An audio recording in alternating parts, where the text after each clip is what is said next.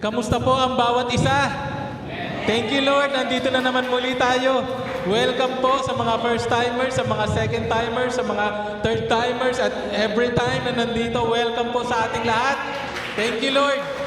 Naglaan tayo muli ng time para sa Panginoon. Dalang araw na to ay nilalaan natin para sa Panginoon. Alam niyo po, yung topic natin today is napapanahon. Bakit? Kasi po, nung first Sunday ng January, ang naging topic natin is about, anong title nun? Your future is more important than your past.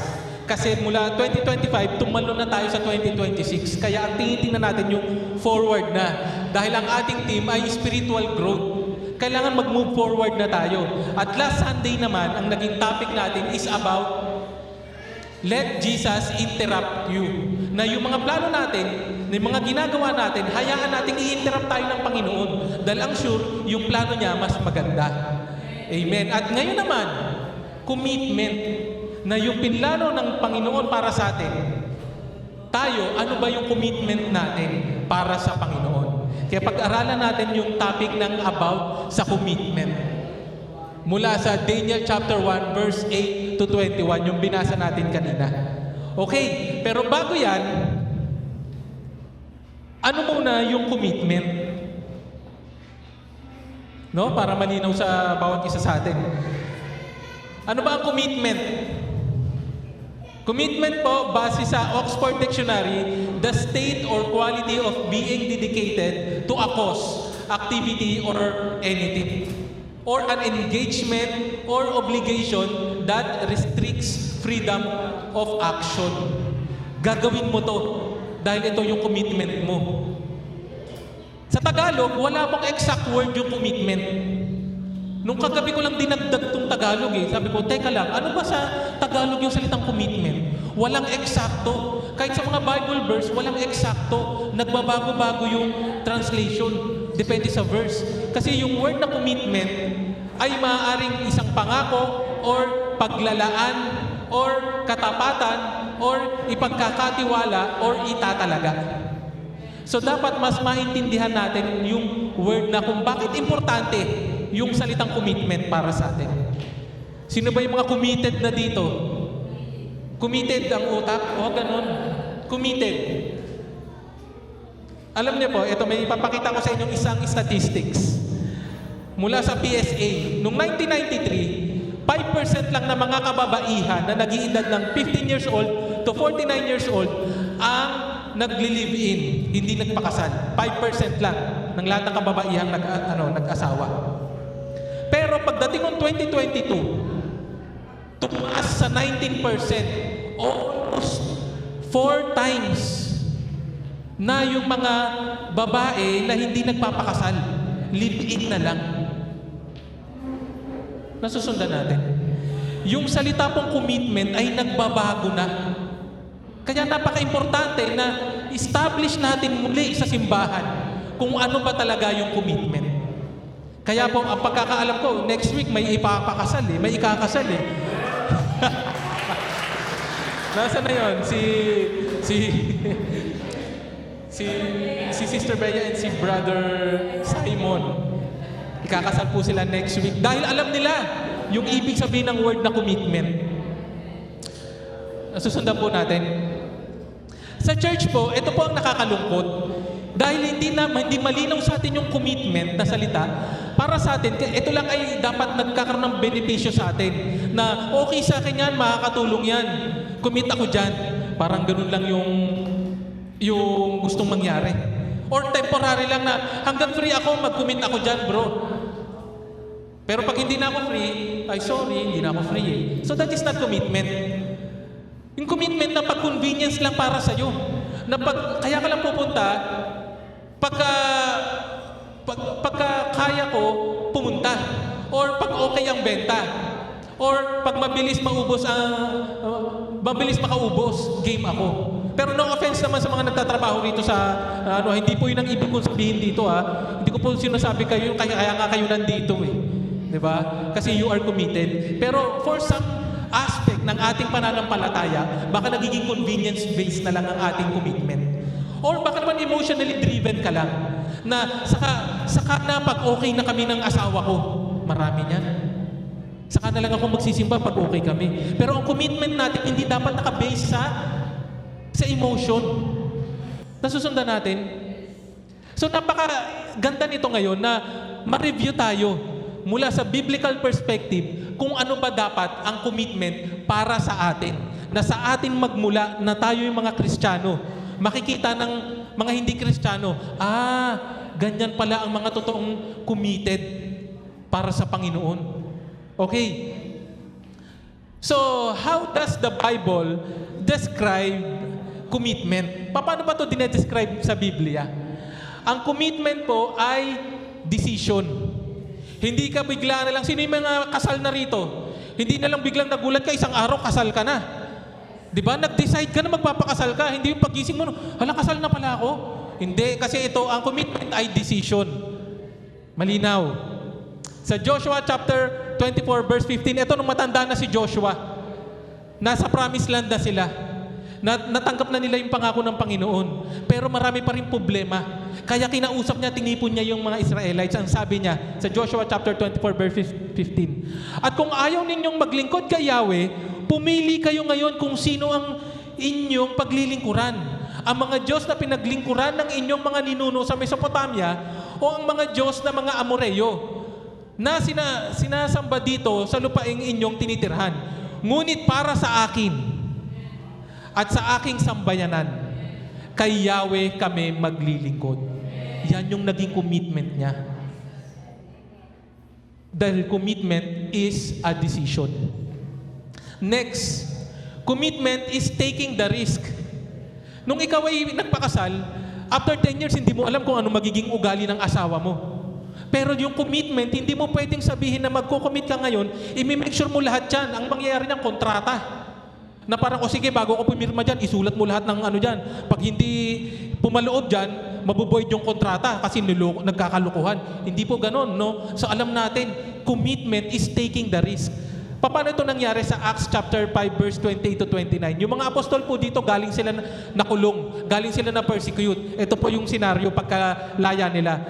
Ang sabi sa kanila ng mga otoridad, hindi ba mahigpit namin kayong pinagbawalang mangaral sa pangalan ng taong iyan?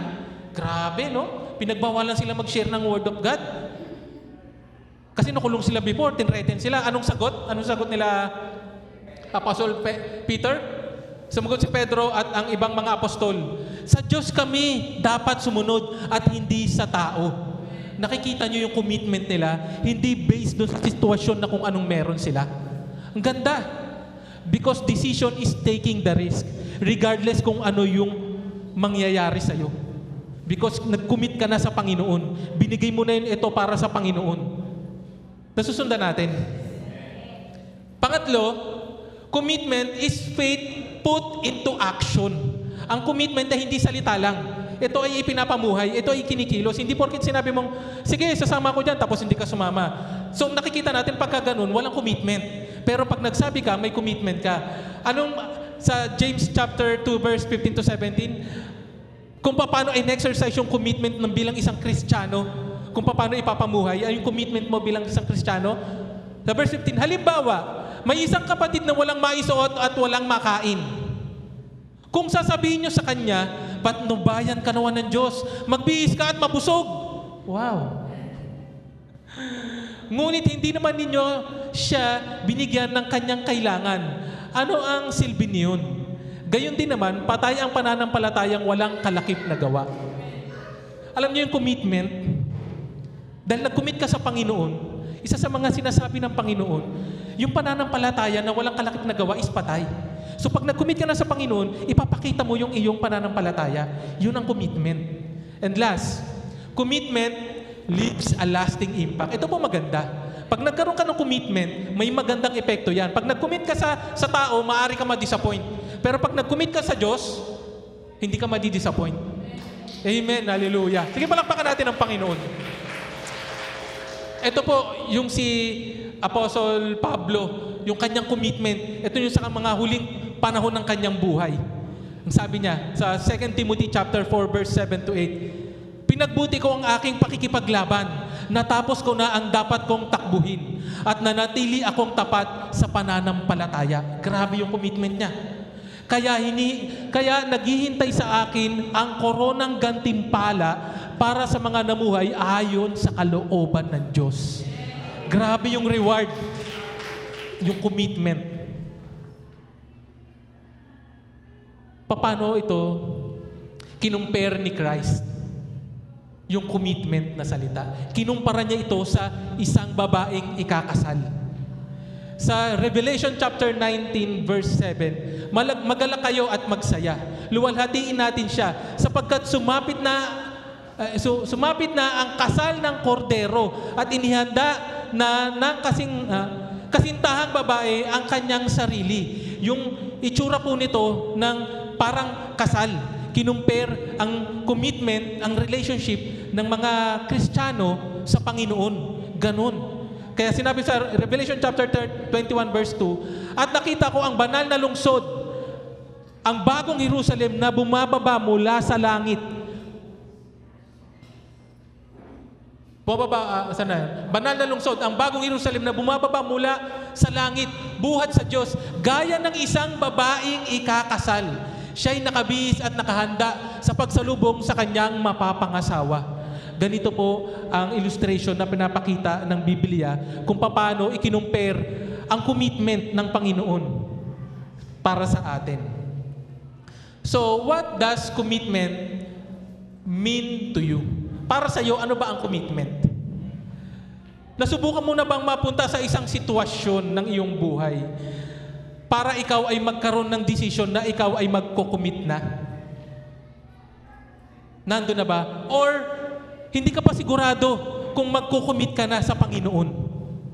Ito pong mensahe na to ay para sa ating lahat. Ito ay paalala sa atin. Ang word na commitment mula sa Joshua chapter 1 verse 8 to 21.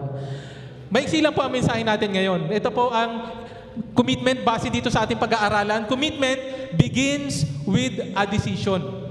Pangalawa, commitment requires taking the risk. Ito maganda, commitment results in God's favor. At ito ang mas pinakamaganda, yung commitment produces lasting impact. Isa-isain po natin. Commitment begins with a decision. Basahin po muna natin muli yung passage. Sa Daniel chapter 1 verse 8, ngunit ipinasya ni Daniel na hindi siya kakain ng pagkain o iinom ng inumin na galing sa hari upang hindi siya marumihan. Kaya't nakiusap siya sa punong tagapangasiwa na payagan siyang huwag bigyan ng pagkain at inuming iyon. So, what is the situation before? Ano ba yung sitwasyon? Bakit ito yung passage natin? Ano ba yung nangyari? Para lang po sa ating quick history, yung Israel po, pagkatapos nilang mapunta sa Egypt bilang mga alipin, niligtas sila ng Panginoon sa pamamagitan ni Moses. Napunta sila sa wilderness, pero ang pangako ng Diyos sila sa promised land. Pero dahil sa katigasan ng ulo nila, nagpaikot-ikot sila, imbis na 11 days to 2 weeks lang yung travel mula doon sa pupuntahan nila, umabot ng 40 years.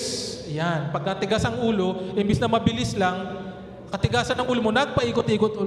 Tapos at the end, ayan, susunod ka rin naman pala. Pinahirapan mo pa sarili mo. Ganun yung nangyari. So, repeated disobedience na kahit na nagpapadala, pagkatapos ito, kahit nagpapadala na yung Diyos ng mga propeta na magsisi na kayo or else maghihirap kayo, sasakupin kayo, may mga hindi magandang mangyari sa inyo, bumalik na kayo sa Panginoon. Sa kabila ng yon, hindi sila nakinig. Kaya nung pagkatapos ni King Solomon, yung mga sumunod na king, nahati yung bansa. Nagkaroon ng division. Nagkaroon ng Northern Kingdom, which is, undescribed sa Bible, is Kingdom of Israel, at nagkaroon ng Southern Kingdom. Ang pagkakatawag doon is Kingdom of Judah. Mababasa niyan sa 1 Kings, 2 Kings, 1 Chronicles, 2 Chronicles. Pag binasa niyo yung Old Testament, na nakakalungkot, nahati yung kaharian na pangako ng Diyos sa kanila. Dahil sa katigasan ng ulo. Tapos yung Northern Kingdom, yung 20 na mga naging kings doon, lahat masasama. Grabe. Pero, yung kabaitan ng Panginoon, yung grace ni Lord, sa Old Testament palang kitang-kita na. Kahit na sobrang sama ng mga nasa Northern Kingdom, anong ginawa ni Lord? Nagpadala siya ng mas maraming prophets, mas powerful na prophets, sila Elijah, para magbalik sila sa Panginoon. Pero hindi pa rin sila sumunod. Pagdating naman sa Southern Kingdom, Kingdom of Judah, ang tawag, 19 or 20, yung mga naging kings din doon. Hindi lahat masasama. At least, merong 8 na mabubuti. Pero hindi pa yung perfect na mabubuti. Kaya lahat ng ito, yung buong kaharian ng Israel, ng Kingdom of Judah, yung spirituality nila, pabagsak ng pabagsak. Nung na-reach na nila yung bottom ng spirituality nila ng bagsak, dito na nasakop yung Northern Kingdom ng mga Assyria. At yung Southern Kingdom naman, hindi pa rin, kahit na nakita nila yung gano'n nangyari sa Northern Kingdom, hindi pa rin sila nakinig. Hindi pa rin sila bumalik sa Panginoon. Kaya sila rin, nasakop sila ng Babylonian Empire. Kaya yung sin na to, na-exile na sila. Kinuha yung mga piling mga mamamayan, kagaya kasama doon si Daniel at kanyang mga kaibigan, dinala sa Babylon. Kaya pagdating sa Babylon, ito sa Daniel chapter 1 verse 5 and 7, inuutos din 5 to 7, iniutos din ng hari na mula sa kanyang sariling pagkain at inumin ang ibibigay sa kanila araw-araw. Teka, what's wrong with that? Alam mo noon, papakainin ka na nga, bibigyan ka ng inumin. Pagkain pa ng hari. Pero ito po kasi ang hindi naiintindihan ng iba, yung pagkain ng hari, ito po ay defiled. Ang ibig sabihin, ito po ay marumi para sa mga Israelites. Because isa sa mga pinagbabawal sa kanila, yung kagaya ng pagkain ng baboy. Marumi yun sa kanila. Hindi lang yun. Pag yung dito sa pagkain ng hari, ito ay inalay sa mga Diyos-Diyosan. Kaya hindi nila pwedeng dapat kainin bilang mga Israelites. Nasusundan natin. Kabilang sa mga napili ay sina Daniel, Hananias, Misael at Azarias na pawang mula sa lahi ni Judah. Pinalitan ng punong tagapangasiwa ang kanilang mga pangalan. Si Daniel ay pinangalan ng Belteshazzar, si Hananias ay Shadrach, si Misael ay Meshach, at si Azarias ay Abednego. In short po, pinalitan yung kanilang environment. Nasa Judah sila, nasa Israel sila, kasama nila mga Jew, mga Israelites, tinanggal sila doon, binago yung kanilang environment, nasa Babylonian Empire na sila, kung nasaan sumasamba sa mga Diyos-Diyosan. Pangalawa, pinalitan din yung education nila. Pangatlo, pinalitan din yung lengguwahe nila. Pang-apat, pinalitan yung pagkain nila. Panglima, pinalitan pa yung pangalan nila. Yung battle from land, nagbago to shift from land to identity. Dahil ang gusto ng mga Babylons, baguhin talaga yung buong pagkatao nila. Nasusundan natin. Kaya pagbalik natin dito sa verse 8, pero, ano yung kwento? Pero, ipinasya ni Daniel. Commitment begins with a decision. Bago pa siya napunta rito, alam niya na ang magiging desisyon niya. Ipinasya ni Daniel na hindi siya kakain ng pagkain ng hari o iinom ng kanyang inumin para hindi siya marumihan. Kaya nakiusap siya kay Ashpenaz na huwag siyang bigyan ng pagkain at inuming iyon. Ano pong matututunan natin dito? Ano pong matututunan natin dito? What can we learn from this? Commitment begins with a decision. Alam na natin yan. Commitment does not start from situation, but decision. Nung ikaw ay nakakilala sa Panginoon, yung commitment mo na nag-decide ka na Lord, mula sa araw na ito, sa'yo na ako susunod. Amen. Amen. Hallelujah. Sa pagbabasa mo ng Bible, or hindi kayo nagbabasa ng Bible, sino po yung mga wala pang Bible? Lagi ko na lang sinasabi ito weekly, ha? Magbasa kayo ng Bible. Yung mga wala pa pong Bible, mga hindi pa po nabibigyan, sis, bibigyan, meron po tayong Bible dyan. Courtesy of Pastor Jewel, meron po tayong Bible dyan mamaya po. Lapit lang po kayo, wag po kayo mahiya, salita po ng Diyos ito. Meron po tayong Bible dyan na pinapamigay. Para wala na tayong maidahilan. Si Lord na talaga nagbibigay. Amen. Sa pagbabasa natin, magkakaroon tayong personal na pagkakilala sa Panginoon. At yung buhay natin, ipamuhay natin, ayon sa kagustuhan ng Panginoon. Magkaroon tayo ng Christ-like lifestyle. Pero, yung real commitment will be tested. Kaya kahit nung si Daniel, may commitment na siya. Pero sinabi niya, di ba sinakop sila? Tapos nandun na sila sa Babylonian Empire. Dapat yung parang, maintindihan naman ako ni Lord eh. Papatayin ako rito pag sumunod ako. Pero hindi. Yung commitment niya na test at siya ay nanatiling tapat. Kahit na nasa compromise situation, o sa family, o sa environment, or sa may money issue. Alam niyo po, may isi-share akong testimony ko. Alam ko, na-share ko na to before eh. Pero ulitin ko lang, yung word na commitment, tong hindi ko pa malinaw na naiintindihan. Ako po ay nahuli nun. Nung ako ay titikita na,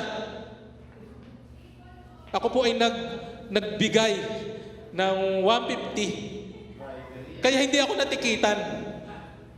Christian na ako nun. Nakakahiya ako talaga. Matagal na, more than 10 years ago. Pero yun, nalaman ko hindi pa pala. Yung kala ko, nung nag-commit na ako sumunod sa Panginoon, nung sinabi ko na lagi na ako magbabasa ng Bible, na yung buhay ko magiging Christ-like na, dumating yung pagsubok. Nasubok ako.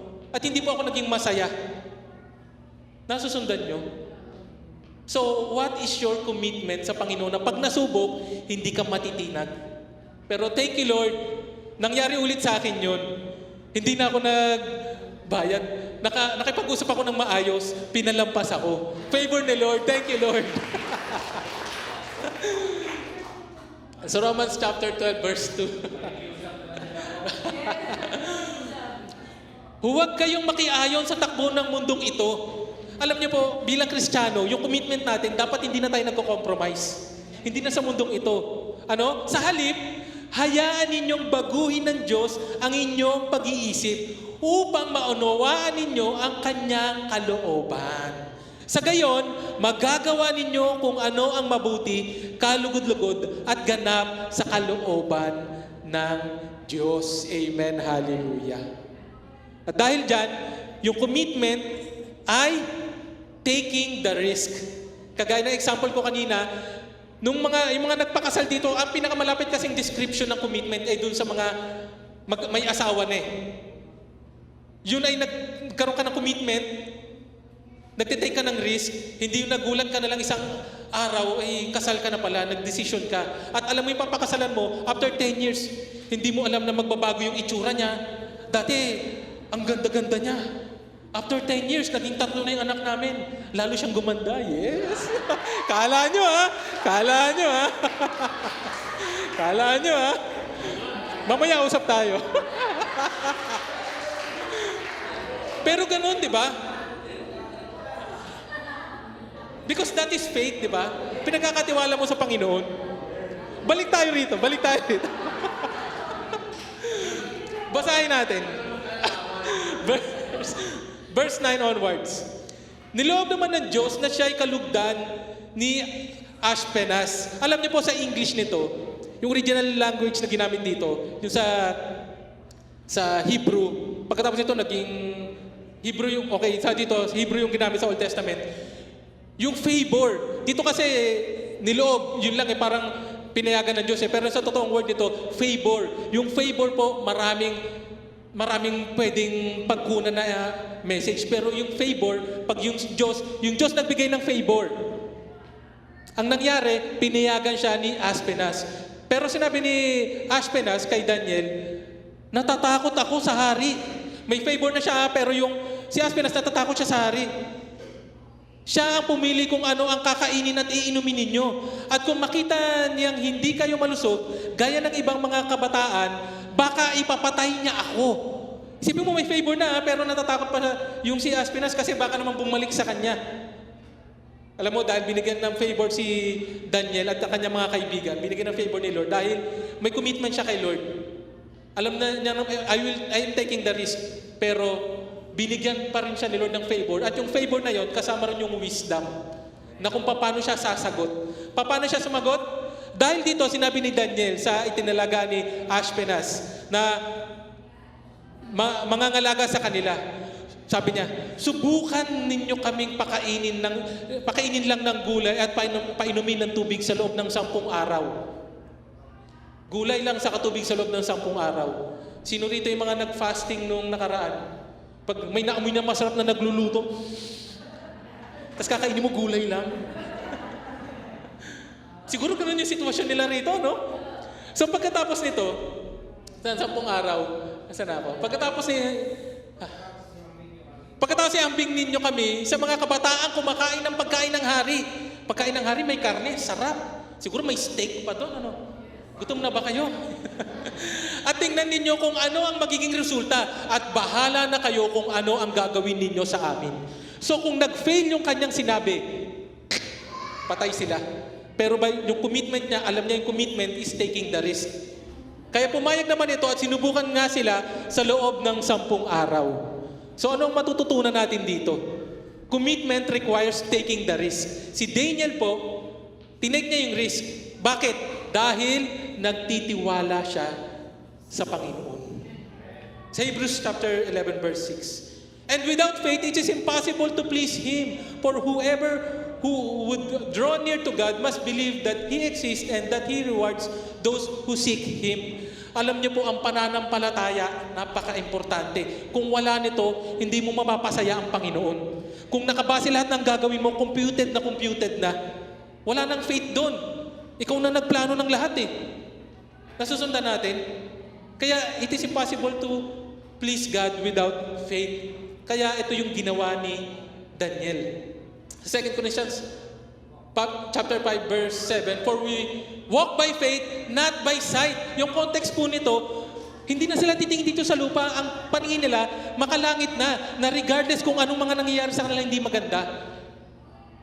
For we walk by faith, not by sight. Ganito rin ito ginawa ni Daniel. Dahil nakatingin siya, hindi sa sitwasyon niya, nakatingin siya sa Panginoon.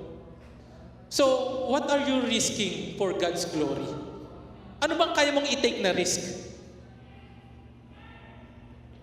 Sa Santiago verse 1, 2-3. Mga kapatid, mag-alala kayo kapag kayo dumaranas ng iba't ibang uri ng pagsubok.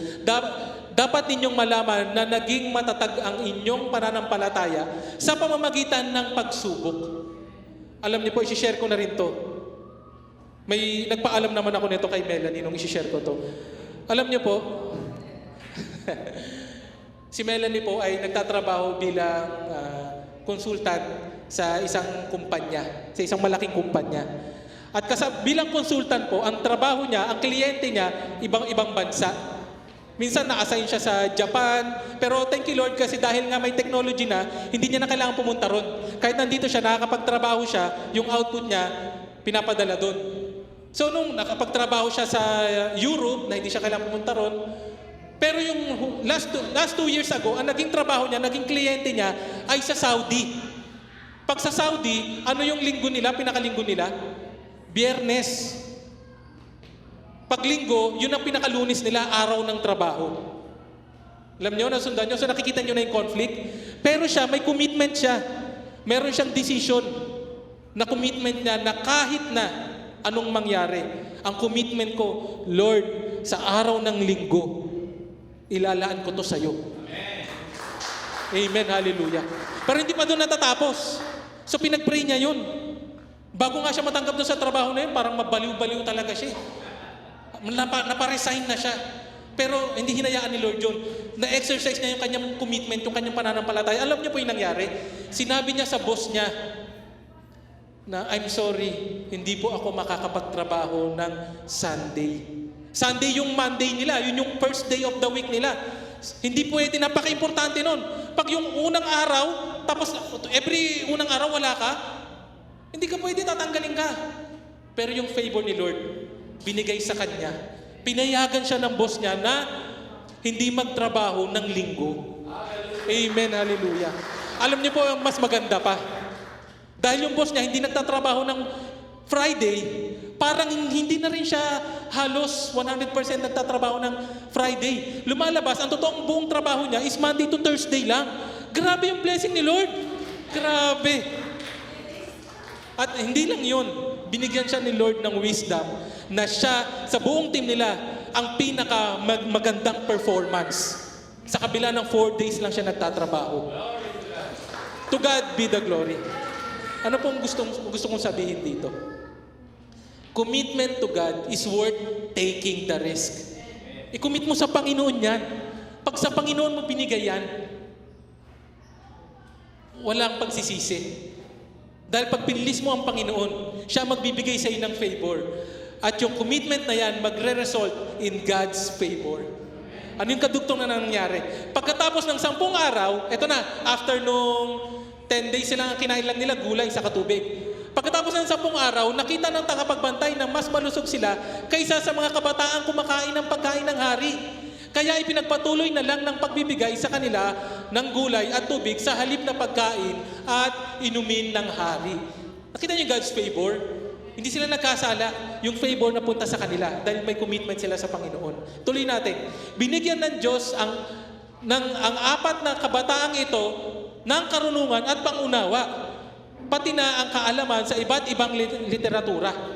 Bukod pa rito, binigyan ng Diyos si Daniel ng karunungan, pagpapaliwanag ng kahulugan ng mga pangitain at panaginip. Grabe! Nakikita niyo yung favor ni Lord? Pag nag-commit ka kay Lord, yes, may risk. Pero pagkatapos nito, yung favor ni Lord nasa iyo. Grabe! Walang talo! Hindi yung pag-uwi mo, galing ka nagsimba, parang nadaya ata ako doon No! Dahil dito, kay Lord tayo nakatingin. Nasusundan natin. What can we learn from this? So far, commitment is a decision. Commitment requires taking the risk. And commitment result in God's favor. Nasusundan natin. Last, ito na po tayo magtatapos. Dahil pag ikaw ay nagkaroon ng commitment, naging consistent ka sa iyong pangako sa Panginoon, patuloy, nabibigyan ka niya ng favor. Dahil ang commitment na ito, magpuproduce ng lasting impact. Amen. Hallelujah. Basahin natin. Pagkalipas ng 3 taon na pagtuturo sa kanila, ayon sa utos ni Haring Nebukadnezar, dinala sila ng punong tagapangasiwa sa kanya. 3 years, 3 taong continuous. 3 taong continuous kinakain nila gulay lang. Kaya niyo yun? Pero naging malusog sila. Pero bago kayo maging vegetarian, yung sinasabi po nitong vegetable, ang ibig sabihin po nitong vegetable nito, yung mga halaman na may buto. So kasama rin dito yung grains. Kasama rito yung mga fruits na nagbubunga. So hindi ito yung parang dahon lang. Okay. So maganda to sa kalusugan. So nakipag-uusap ang hari sa kanila. Ito after 3 years, hinarap na sila ron sa hari. Lahat ng mga dumaan ng training. At napansin ng hari na wala ni isa man sa mga kabataan doon ang makahihigit kina Daniel, Hananias, Misael at Azarias. Kaya sila ang piniling maglingkod sa kanya. Grabe. Commitment produces lasting impact. Amen. Alam niyo po, may i-share ulit ako sa inyo. This is to give glory to God. Hindi po sa amin. Alam niyo po yung tithes. Hindi po ito required pero iti-testify ko na sa inyo na kami po ay nagta-tithes. At yung tithes po na yon, pinangako na namin sa Panginoon yung commitment na yon. 15 years ago. 15 years ago. Thank you Lord, by God's grace, wala kaming in-skip. Thank you Lord. Siya yung nag-provide. Pero kung babalikan ko yung buhay namin 15 years ago, grabe yung sinabi niyang bubuksan niya yung durungawan ng langit, ibubuhos yung pagpapala. Totoo talaga. Sinasabi ko sa inyo to. Hindi to required pero pinapatotoo ko na totoo yung kabutihan ng Diyos. Yun yung naging commitment namin. Kaya nung binabasa ko to, nakaka-relate ako. Kasi yung misis ko binigyan niya ng wisdom sa kanyang trabaho. Yung inorchestrate ng Diyos, yung sitwasyon para pumabor sa kanyang trabaho. Grabe talaga yung testimony ng Panginoon sa buhay namin. Kaya walang talo pag kayo'y nag-commit sa Panginoon. Ibuhos na natin para sa Panginoon. Maiksi lang ang buhay. Kung mahirap ito, paghirapan na natin. Dahil forever ang kaginawaan sa Panginoon. Amen. Because commitment produces lasting impact. Patuloy, sa verse 20, sa lahat ng itinanong ng hari sa kanila, nakita niya na ang kanilang kaalaman ay 10 ulit na mas mahusay kaysa sa kaalaman ng mga salamangkero at engkantador sa buong kaharian niya. Grabe. Yung favor ni Lord, bibigyan ka ng wisdom. Yung grabe yung ginawa sa kanila. Alam niyo itong verse 21, patuloy na naglingkod si Daniel hanggang sa unang taon ng paghahari ni Ciro. Alam niyo po yung ibig sabihin niyan? Kala mo dinagdag lang. Pero po ito ay, si Ciro ay pag tinignan niyo sa history, mga totoong tao ito. Makikita nyo, mula nung naglingkod siya kay Nebuchadnezzar hanggang dito kay Haring Ciro, tumutukoy ito sa almost around 70 years na siya ay naglingkod consistently. Ganun po, pag ikaw ay naging consistent, pag ikaw yung commitment mo sa Panginoon, binigay mo, walang talo. Ang favor ni Lord ay nasa iyo. Your commitment to God determines the direction of your future. Kaya kung hindi ka pa nagko-commit sa Panginoon, this is the time na isuko mo na yan sa Panginoon. Ito, doon na natin to. Maiksi lang ang buhay. Ito lang nare-require sa atin ng Panginoon. Hindi natin alam pag natulog tayo, pag gising natin, pag natulog tayo, gigising pa tayo. Hindi tayo sure doon. Pero ang sure, pag nag-commit tayo sa Panginoon, hindi ka man magising bukas, pero pag mulat mo, ang kaharap mo na ay Panginoon sa Kanyang presensya. Hallelujah! Alam niyo po, ang greatest example na makikita natin sa Biblia about sa commitment ay walang iba kung hindi rin si Kristo. Alam niyo po yung pinakamadilim na gabi nung panahon ni Kristo bago siya ipagkalulong. Ito po yung sitwasyon. Sabi niya, Ama, nagpe-pray siya, kung loloobin mo, ilayo mo sa akin ang kopang ito. Ngunit huwag ang kalooban ko ang masunod, kundi ang kalooban mo. Alam niya po kung ano na mangyayari sa kanya. Pero may commitment siya. Dahil ganun niya tayo kamahal. Nasusundan niyo? Ito yung time na pagka nagbago isip niya, thank you Lord, ang ating Panginoon hindi pa bago-bagong isip. Ang ating Panginoon hindi nagbabago mula noon, ngayon at magpakailanman. Kaya nung nagkaroon siya ng commitment, para sa ating kabutihan. Hindi niya inalintana yung sarili niya. Namatay siya sa krus. Dahil yung commitment niya, ganun na lamang. Sa Hebrews chapter 12 verse 2, tuon natin ang ating paningin kay Jesus. Sa Kanya nakasalalay ang ating pananampalataya simula hanggang katapusan. Dahil sa kagalakang naghihintay sa Kanya, hindi niya inalintana ang kahihiyan at pagkamatay sa krus. Grabe.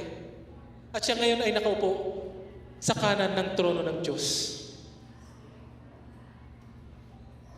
Naiintindihan po ba natin yung commitment, yung salitang commitment? Si Kristo, yung commitment niya hindi nagbago para sa atin. Ngayon, it's up to us kung paano tayo magre-respond sa panawagan ng Panginoon sa salitang commitment. Anong maiko-commit mo sa Panginoon? Sa Lucas chapter 10 verse 2, dito na po tayo magtatapos. And He said to them, the harvest is plentiful, but the laborers are few. Therefore, pray earnestly to the Lord of the harvest to send out laborers into His harvest field. Sino ba yung mga dapat na pinapadala ng Panginoon? Di ba tayo? Kulang ang mga manggagawa. Napakaraming tao ang wala sa Panginoon. Ang panawagan natin magkaroon ng mga house churches. Are we willing to make a commitment na maging part ng gawain ito para sa Panginoon? Amen. Amen. Hallelujah. Make a commitment today. Tayo po yung magsipagtayo.